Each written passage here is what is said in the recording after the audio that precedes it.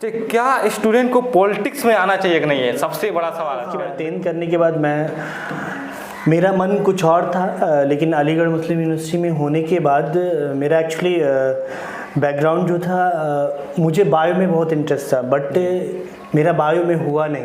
इतनी सैलरी लेने के बावजूद भी एक गवर्नमेंट टीचर अपने बच्चों को प्राइवेट में क्यों भेजता है? कहीं ना कहीं वो सैलरी से सेटिस्फाइड है पर वो काम से सेटिस्फाइड नहीं अपने। खासकर चंपारण की बात करें और डिप्लोमा इंजीनियरिंग की अगर ताकत देखनी है तो विदेश में कहीं ज़्यादा जाने की ज़रूरत नहीं है, बस देवराज पूरा घूम लीजिए, डिप्लोमा इंजीनियरिंग की जो है ताकत दिख जाएगी। 1 लाख 2 लाख 3 लाख में 4 लाख 5 लाख भी फीस है बहुत हायर एजुकेशन के लिए। यानी एक कोचिंग के लिए इतना ज़्यादा फीस, क्या आपको नहीं लगता है कि मतलब कि ये मतलब एक जो एजुकेशन है वो धीरे धीरे बिजनेस के अंदर कन्वर्ट होता जा रहा है? कि ग्रेजुएट के बच्चों से बात करने से नहीं लगता कि वो ग्रेजुएट है, यानी तो लगता है कि हम 7वें 8वें के बच्चे से बात कर रहे हैं, क्योंकि जो एक एटीट्यूड होना चाहिए ग्रेजुएशन के बाद वो एटीट्यूड नहीं दिखता है। कैरियर बनाने में लोगों का शादी 30-35 की उम्र पर हो रही है, क्या ये सही है? क्योंकि आज लोग वेट कर रहे हैं कि हमारी जो है सक्सेस हो जाएगी तब हम शादी करेंगे, और सक्सेस मिल रही है किसी का 30 पे किसी का 35 पे, तो क्या? तो हेलो, मैं हूं आपका समीम अहमद उस्मानी, और आज जो है हम सेकंड पोस्ट कास्ट करने जा रहे हैं। और आज के जो हम जिसके साथ पोस्ट कास्ट करने जा रहे हैं वो शहाबुद्दीन सर हैं, जो कि बेतिया से चल करके हमारे पास आए हैं। तो सबसे पहले सर आपका बहुत बहुत शुक्रिया। सबसे पहले आप अपना इंट्रोड्यूस करिए कि मतलब आप जो इस फील्ड के अंदर हैं तो किस मकसद से हैं, थोड़ा सा इंट्रोडक्शन वगैरह। हाँ बिल्कुल, बहुत बहुत शुक्रिया। मैं Mohammad Shahabuddin, as a international career counsellor ji. मैं बच्चों को जो भी कैरियर से रिलेटेड जो भटक जाते हैं जी, उनको हम एक सही रास्ता दिखाने का काम कर रहे हैं। मैट्रिक अपना बिहार बोर्ड से दिया, उसके बाद मैं अलीगढ़ मुस्लिम यूनिवर्सिटी चला गया, वहाँ से हमारी +2 हुई जी। उसके बाद से मैंने BCA प्लस MCA भी किया, मैंने मास्टर्स भी किया। उसके बाद मुझे सोशल वर्क में थोड़ा सा ज़्यादा इंटरेस्ट था तो मैंने MSW भी कर लिया। तो आप उस सारे डिग्री के बाद जो है आप फिर इस फील्ड को क्यों चूज किया कि आपने एक अपना प्लेटफॉर्म बनाया फ्यूचर मेकर? तो इसके मकसद क्या था बनाने का? फ्यूचर मेकर एक्चुअली देश विदेश मैंने घूमा, लेकिन मुझे जॉब में बहुत ज़्यादा इंटरेस्ट नहीं था।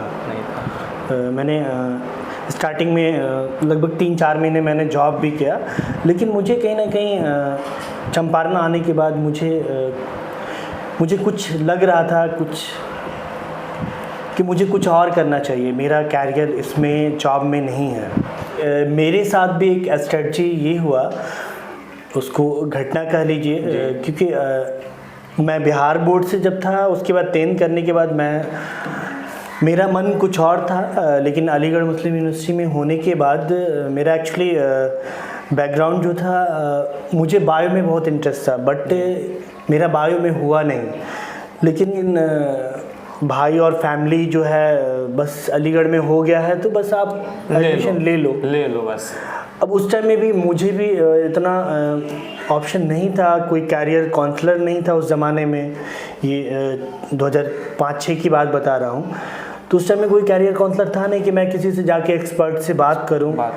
तो कहीं ना कहीं मेरे दिल में हमेशा कसक थी कि मेरे साथ जो गलतियां हुई है फैमिली के दबाव में कि मैं कर रहा था, मेरा मन बिल्कुल भी आर्ट्स में बिल्कुल भी नहीं था, पर गार्जियन के एक प्रेशर की वजह से वो अलीगढ़ में हो गया तो भैया आप ले लो। तो बस यही था। कैसा होना चाहिए सर कि मतलब कि गार्जियन ये कहते हैं कि ये कर लो पर उसमें इंटरेस्ट होता नहीं है? हाँ बिल्कुल, तो इसीलिए मैंने इस फील्ड को चुना कि जो चीज़ें हमारे साथ घट चुकी है तो आने वाला जो हमारा चंपारण और बिहार और देश की बच्चों के जो भविष्य हैं उनके साथ ये घटना नहीं हो। कैरियर का चुनाव जो है उसमें इंटरेस्ट भी ज़रूरी है, कंडीशन भी ज़रूरी है, सिचुएशन भी, और सबसे बड़ा चीज़ कि मैं कौन से सब्जेक्ट में अच्छा हूँ, ये सबसे इम्पोर्टेंट काम है जी। अच्छा, एक चीज़ और है सर कि जैसे कि मान के चलिए कि हमारे यहाँ के जो बच्चे हैं 10th करते हैं और 10th करने के बाद उनको पता ही नहीं होता है ना कि हमें क्या क्या अपॉर्चुनिटी है। बस एक डिप्लोमा कर लो, टेक्निकल डिग्री में इंजीनियरिंग है कर लो, तो क्या यही एक अपॉर्चुनिटी है 10th के बाद? कुछ और भी अपॉर्चुनिटी है? 10th के बाद काफ़ी अपॉर्चुनिटी है। 10th के बाद तो नॉर्मली आप +2 में तो जा ही सकते हैं। उसमें 3 डिफरेंट, जैसे आइए आर्ट्स में जा सकते हैं, कॉमर्स में जा सकते हैं और साइंस बैकग्राउंड में जा सकते हैं। उसके अलावा एक मतलब ये मिडिल फैमिली और लोअर मिडिल फैमिली के लिए जो डिप्लोमा इंजीनियरिंग, जिसको हमारे यहाँ पॉलिटेक्निक जो उसको गांव में ओवरसियर भी बोलते हैं। हाँ। तो ये मतलब अगर मिडिल फैमिली हो, 18 साल के बाद जस्ट अपने पैरों पे अगर बच्चे को खड़ा करना है तो उसके लिए बेस्ट अपॉर्चुनिटी है डिप्लोमा इंजीनियरिंग। उसके अलावा और भी आप मेडिकल फील्ड में भी जा सकते हैं, जो कि एक CMT जो ड्रेसर का कोर्स होता है मैट्रिक के बाद, अगर मेडिकल फील्ड में अपनी सेवा देना चाहते हैं। उसके अलावा डिप्लोमा इन एग्रीकल्चर भी होता है, डिप्लोमा इन फैशन डिज़ाइनिंग भी होता है। मल्टीपल फील्ड है सर, बहुत सारा फील्ड है। पर हमारे मिडिल क्लास की फैमिली यही समझते हैं ना, सिर्फ हमारे पास डिप्लोमा है, इंजीनियरिंग है। लेकिन एक चीज़ और है सर, कहीं ना कहीं जो है मिडिल क्लास को ये भी सोचना चाहिए कि जो डिप्लोमा इंजीनियरिंग है इसमें कहीं ना कहीं इसमें रेशियो बहुत ज़्यादा है, तो कहीं ना कहीं जॉब की तो कहीं ना कहीं लैक हो रही है ना, कमी तो पड़ रही है ना। बिल्कुल। तो फिर जो है इसमें भी तो रिस्क है, फिर भी गार्जियन इसको क्यों मतलब प्रीफर करेंगे? जो गरीब परिवार है उनको भी तो नहीं, ये मतलब अगर देखा जाए तो मिडिल और लोअर मिडिल फैमिली के लिए ये सबसे बेस्ट कोर्स हम इसको मानते हैं, डिप्लोमा इंजीनियरिंग। और ख़ासकर चंपारण की बात करें और डिप्लोमा इंजीनियरिंग की अगर ताकत देखनी है तो विदेश में कहीं ज़्यादा जाने की ज़रूरत नहीं है, बस देवराज पूरा घूम लीजिए, डिप्लोमा इंजीनियरिंग की जो है ताकत दिख जाएगी। यानी ये मिडिल क्लास फैमिली के लिए ये सबसे बेस्ट ऑप्शन यही होगा कि आप शॉर्टकट में अपने परिवार मतलब 18 साल में आपको अपने पैरों पे खड़ा होना है, तो ये diploma engineering the best for option. अच्छा सर, एक चीज़ और है कि जैसे टेक्निकल डिग्री या नॉन टेक्निकल डिग्री, मतलब कि एवरेज वाले की मैं बात कर रहा हूँ, टेक्निकल डिग्री है या नॉन टेक्निकल डिग्री, दोनों में कौन बेस्ट हो सकता है? नॉन टेक्निकल में एक्चुअली वक्त बहुत लग जाता है आपको सक्सेस होने में जी, बट जो टेक्निकल डिग्री कर ले रहे हैं तो उसमें थोड़ा सा रेशियो ज़्यादा है कि आप सक्सेस और बहुत जल्दी अपने पैरों पे आप खड़ा हो सकते हैं। और ये भी है टेक्निकल डिग्री करने के बाद उस फील्ड में भी जा सकते हैं जो नॉन टेक्निकल वाला फील्ड है। बिल्कुल। जैसे UPSC हो गया, BPSC हो गया, तो ये नॉन टेक्निकल वाला फील्ड है, लेकिन टेक्निकल के बाद भी जा सकते हैं। बिल्कुल। अगर हिंदुस्तान का अगर गूगल पे हम सर्च करें तो सबसे ज़्यादा UPSC क्वालिफाई करने वाला इंजीनियर ही है। तो हम टेक्निकल एजुकेशन को अभी बढ़ावा और भी ऐसे हमारे बिहार सरकार जो है और चाहे भारत सरकार हो, सब लोग टेक्निकल एजुकेशन पे मतलब ये कहा जा सकता है सर कि टेक्निकल डिग्री ले करके और हमें जो है कोशिश करनी चाहिए, जैसे UPSC BPSC ना, टेक्निकल लेने के बाद हम जॉब निकल जाते हैं, वो लास्ट ऑप्शन रहेगा। अपना अपॉर्चुनिटी दोनों जगह ढूंढिए। हाँ बिल्कुल है। और आपके पास लॉट्स ऑफ अपॉर्चुनिटी है कि जैसे मान के चलिए कि हम जैसे अपना एजुकेशन को पूरा कंप्लीट करते हैं, अब ऐसे तो एजुकेशन कभी कंप्लीट होता नहीं है, जितना हमारी ज़रूरत होती है। बिल्कुल। उसके बाद से हमारे पास ऑप्शन होता है या तो हम जॉब में चले जाए, या गवर्नमेंट जॉब की तैयारी करें, या फिर अपना कोई बिजनेस करें। या मान लीजिए आपको प्राइवेट जॉब लग गया, तो ये नहीं बिल्कुल आप उसको इग्नोर करके और गवर्नमेंट जॉब के चक्कर में पड़ जाए। आपने जो कोर्स किया है उस पे आपको अगर जॉब मिल जा रहा है तो उसको आप कर लीजिए, उसके साथ साथ आप गवर्नमेंट जॉब के साइड से भी प्रिपरेशन करके। और बहुत सारे ऐसे लोग हमारे जानने वाले, हमारे फ्रेंड सर्किल में और बहुत सारे हमारे एरिया के लोग जो मतलब जॉब में रहते हुए और उन्होंने UPSC BPSC और बहुत सारी गवर्नमेंट जॉब उन्होंने निकाला है। और अगर उससे भी आगे बढ़ कर देखा जाए तो अगर आपको इंटरेस्ट है बिजनेस में, फिर आप जॉब के बाद जो है 5 साल 10 साल बिल्कुल, क्योंकि जॉब करना ज़रूरी है, क्योंकि जॉब करने से क्या होता है कि एक्सपीरियंस होता है, क्योंकि एक्सपीरियंस होता है। और उसके बाद क्या होता है कि मान ली आप बिजनेस अपना एस्टेब्लिश करना चाहते हैं तो आपको नॉलेज होना चाहिए ना कि जॉब में क्या क्या दिक्कत होती है क्योंकि डायरेक्ट बिजनेस में कूदेंगे तो बहुत बड़ा फील्ड है। हाँ बिल्कुल, उसमें कहाँ कहाँ मतलब आपको सुधारने की ज़रूरत है, कहाँ पे मतलब आप थोड़ा सा भी चूकिएगा तो आपका बिजनेस डूब सकता है। तो जॉब करने से ये आपको बेनिफिट, प्रैक्टिकल नॉलेज आ ही जाता है। बेशक। जैसे आप ये फ्यूचर मेकर से आपने ये फाउंडेशन को, आप ऑर्गेनाइजेशन को बनाया, अलग अलग बच्चों को आप अलग अलग जगह पे आप जो है भेजते होंगे उनको हायर एजुकेशन के लिए, और आप भी खुद कहीं ना कहीं विजिट करते होंगे, तो आपको नहीं लगता है कि जैसे कि मान के चलिए कहीं पे 1 साल का 1 लाख 2 लाख 3 लाख 4 लाख 5 लाख भी फीस है बहुत हायर एजुकेशन के लिए, यानी एक कोचिंग के लिए इतना ज़्यादा फीस, क्या आपको नहीं लगता है कि मतलब कि ये मतलब एक जो एजुकेशन है वो धीरे धीरे बिजनेस के अंदर कन्वर्ट होता जा रहा है? हाँ, अभी तो ऐसा देखा जा रहा है। मतलब जो एजुकेशन सिस्टम अभी ज़्यादातर जो है प्राइवेट तो व्यवसायीकरण हो ही गया है, एक बिजनेस बन ही चुका है। लेकिन इसमें गवर्नमेंट को थोड़ा सा ध्यान देना चाहिए कि इसको थोड़ा सा एक लिमिट, जैसे फ़ी जो है उसको लिमिट से ज़्यादा पार नहीं होना चाहिए, लिमिट से ज़्यादा पार। हाँ, क्योंकि हर जगह का जैसे प्राइवेट इंस्टीट्यूशन, बहुत सारे कॉलेज का कहीं 50,000 फीस है इंजीनियरिंग की, तो कहीं 20-20 लाख रुपया पर ईयर फीस है मैक्सिमम की बात करें तो। और कुछ ऐसे कॉलेजेस हैं जिसका मतलब 68 लाख रुपया टोटल 4 साल का फीस है। बताइए, अगर ऐसे माहौल चला तो आने वाला जो ये होगा तो नॉर्मल और मिडिल फैमिली जो है एजुकेशन को नहीं कर पाएंगे, बहुत मुश्किल हो जाएगा कि टेक्निकल एजुकेशन में जाना। और देखिए ना सर कि सबसे बड़ी बात है कि जो गवर्नमेंट टीचर अपने स्कूल में पढ़ाते हैं, सरकारी स्कूल में, वहाँ की जो क्वालिटी ऑफ एजुकेशन है 50,000 40,000 से लेकर दे रहे हैं, और वहीं जो है आपको प्राइवेट अगर स्कूल के देखा जाए तो वहाँ पे सिलेक्ट टीचर को कितना मिल रही है, मतलब 5,000 10,000 15,000 अकॉर्डिंग टू देयर एबिलिटी के साथ 25,000, हाँ उतना। लेकिन आप देखिए कि फिर भी जो है इतनी सैलरी लेने के बावजूद भी एक गवर्नमेंट टीचर अपने बच्चों को प्राइवेट में क्यों भेजता है? कहीं ना कहीं वो सैलरी से सेटिस्फाइड है पर वो काम से सेटिस्फाइड नहीं अपने, तभी तो। बिल्कुल, जो हमारा सरकारी एजुकेशन का जो सिस्टम है उसमें काफ़ी सुधार की ज़रूरत है, और क्योंकि हम देख रहे हैं कि एक सैलरी तो काफ़ी हाई है, बट जो सरकारी टीचर हैं वो अपने बच्चे को उसी स्कूल में नहीं पढ़ाते हैं, और वो मतलब जो मिशनरी स्कूल्स हैं, जो मतलब शहर के जो टॉप प्राइवेट स्कूल हैं उसमें बच्चों को पढ़ाते हैं, वहाँ पे सैलरी 20 से 25 है, उनसे सेटिस्फाइड है उनके काम से, लेकिन अपने काम से सेटिस्फाइड नहीं है। तब कहीं ना कहीं क्वालिटी ऑफ एजुकेशन गवर्नमेंट में ज़रूरत है। हाँ बिल्कुल, उसको सुधारने की ज़रूरत है, और बिहार में कुछ हद तक अभी सुधरा है कुछ दिनों में।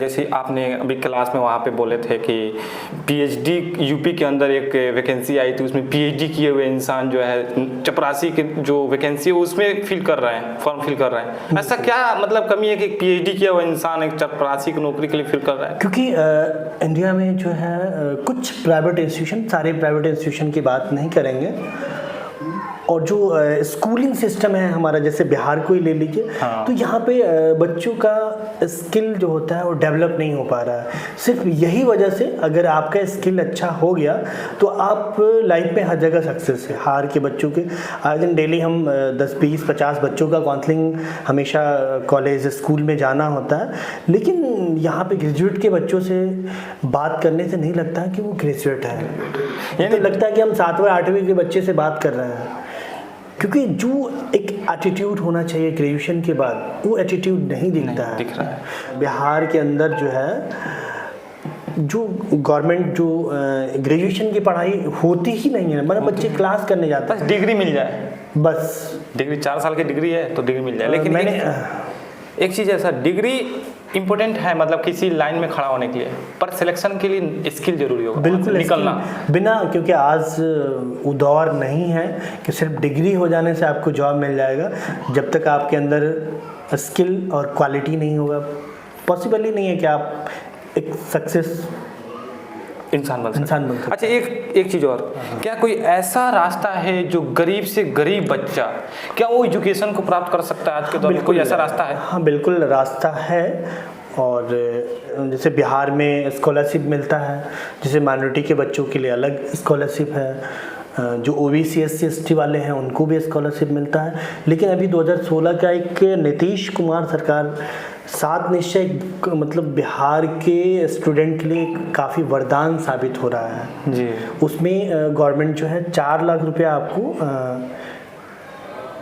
सहायता राशि दे रही है, जिसमें आप जो है अपने जो भी टेक्निकल एजुकेशन है उसको कंप्लीट करके फिर आपको बहुत ही मिनिमम मतलब इंटरेस्ट रेट पे मतलब पढ़ाई कंप्लीट होने के बाद इंटरेस्ट उसमें ऐड होता है। तो ये तो अब तभी मिलेगा ना जब 10th वगैरह कर लेंगे। हाँ, 10th कंप्लीट उससे पहले कोई ऑप्शन? उससे पहले तो है ही हमारा पूरा जो 10th तक जो पढ़ाई होती है फ्री ऑफ कॉस्ट ही तो है। उसके लिए आपको सरकारी स्कूल में बस थोड़ा सा इम्प्रूव करने की ज़रूरत है। Sharansh educational foundation and welfare trust जो मेरा NGO है, तो हम लोग भी उस माध्यम से उन बच्चों को कोशिश करते हैं कि वो स्कूल का किताब पकड़ लें, अगर जो काम कर रहे हैं, जो नाबालिग बच्चे हैं। कैरियर मेकिंग का काम कर रहे हैं सर, आप बताइए कि कैरियर बनाने में लोगों का शादी 30-35 की उम्र पर हो रही है, क्या ये सही है?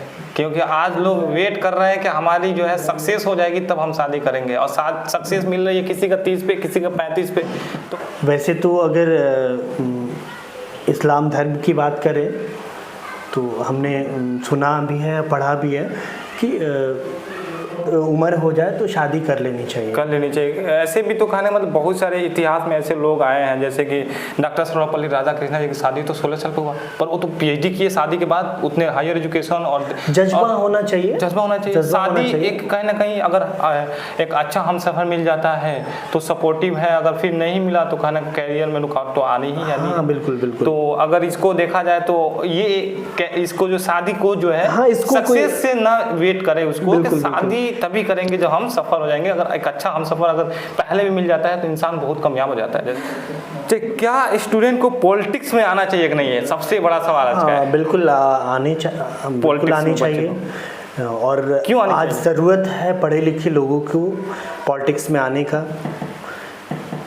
और जाहिर सी बात है, अगर पढ़ा लिखा आदमी अगर पॉलिटिक्स में आता है तो कहीं ना कहीं उसकी सोच, उसके विचार और जो कैसे देश के प्रति जो प्रेम होगी, हाँ बिल्कुल, और कैसे होगा, क्योंकि एक इलिटरेट पर्सन और एक पढ़ा लिखा इंसान में बहुत फर्क होता है। यही तो डॉक्टर भीमराव अम्बेडकर ने कहा था कि पढ़े लिखे लोगों को ही राजनीतिक में आएंगे तभी देश की तरक्की हो सकती है। अगर देखिए अगर एजुकेशन की बात करें तो अगर किसी भी समाज की तरक्की अगर आप चाहते हैं तो आपको एजुकेशन में आना ही पड़ेगा, या फिर अगर देश की तरक्की चाहते हैं तो बहुत अच्छा एजुकेशन चाहिए उसके लिए। और उसके बाद अगर वो एजुकेटेड इंसान अगर पॉलिटिक्स में आता है तो बहुत अच्छा कर सकता है। यानी स्टूडेंट को पॉलिटिक्स में आना चाहिए, बिल्कुल आना चाहिए, दिक्कत नहीं है। अब बिल्कुल स्टूडेंट लाइफ में नहीं आना चाहिए, मतलब कुछ आपको करने के बाद आना चाहिए। बिल्कुल मतलब एक सक्सेस होने के बाद। अभी ये नहीं कि आप पहले ही 10th में हो, 12th में हो, तो उसमें तो फिर लाइफ आपका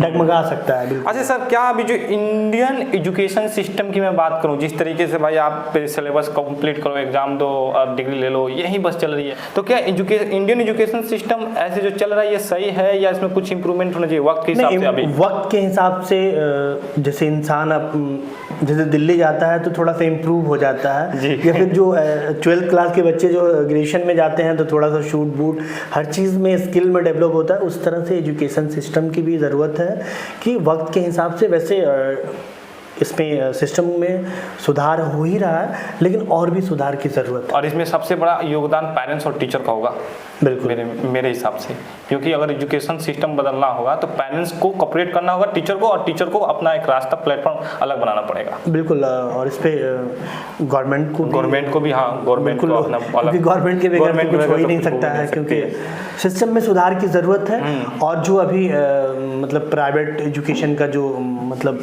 बिल्कुल व्यवसायीकरण जो हो रहा है, बहुत सारी यूनिवर्सिटियाँ जो उसमें मतलब बच्चे पढ़ते नहीं हैं और बस वही एग्ज़ाम फिर देने जाते हैं और डिग्री मिल जाती है, उस पर लगाम होनी चाहिए। और इसीलिए अगर जॉब की कमी, जैसे बहुत सारे लोग PhD करने के बाद भी चपरासी की नौकरी में फॉर्म फिल कर रहे हैं, तो कहीं ना कहीं यही सिस्टम है, जैसे बहुत सारे स्टेट का जो एजुकेशन सिस्टम है बहुत देखिए ना 10वीं के बच्चे को दयनीय है और उसमें सुधार की काफ़ी ज़रूरत। अच्छा सर, एक लास्ट मैसेज जो पूरे ऑडियंस को देना चाहते हैं? ऑडियंस को लास्ट मैसेज यही देंगे, और ख़ासकर स्टूडेंट्स को और स्टूडेंट्स के जो पेरेंट्स हैं, अपने बच्चों को जो है बेसिक जो एजुकेशन होता है, जो बिल्कुल प्री नर्सरी से लेके जो 10th तक है, उस पे आपको काफ़ी ध्यान की ज़रूरत है। क्योंकि जब जो पेड़ पौधा जो है ना बचपन में ही अगर वो उसको क्या बोलते हैं, अच्छी तरीके से अगर न्यूट्रिशन नहीं मिलेगा, अगर उसको नहीं सींचा जाए तो फिर बड़ा दरख्त नहीं बन सकता है। बिल्कुल, और वो उससे फल की उम्मीद आप नहीं रख सकते हैं। ठीक है सर, बहुत बहुत शुक्रिया सर, आप जो है बेतिया से यहाँ आए, इतना कीमती समय दिए। मैं फिर आपको जो है अगर इन फ्यूचर बुलाता हूँ तो आप मेरे इनविटेशन को एक्सेप्ट कीजिएगा। बिल्कुल, और बिल्कुल बहुत बहुत शुक्रिया सर, आप यहाँ पे आए और ओके। अपने बातों को शेयर किया। Thank you so much.